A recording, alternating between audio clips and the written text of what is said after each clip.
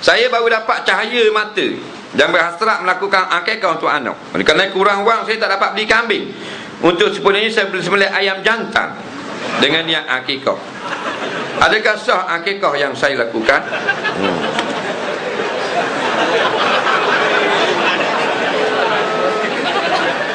Boleh tahan akal budak ni.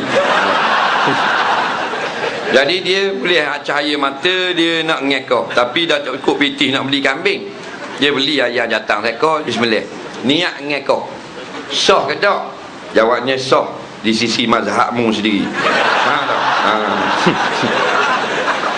Ada pula ayam ngekah. Nah, jawabnya tak sah lah. Mana ada ulama kata sah ngekah dengan ayam. Binatang akikah ni binatang korban tu lah. Unta, kambing, biri-biri, lembu, kerbau. Ataupun binatang yang kita kahwin campur, sah juga. Syaratnya jantan betina tu mesti hayawan akikah belaka. Contohnya apa benda ni?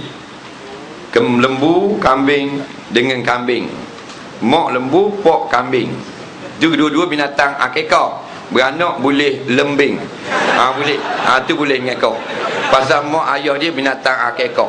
Tapi salah seekor mak atau ayah bukan binatang akikah, tak sah. Macam mak lembu, ayah itik. Tu beri anak lentik. Tak boleh. Lentik tak boleh.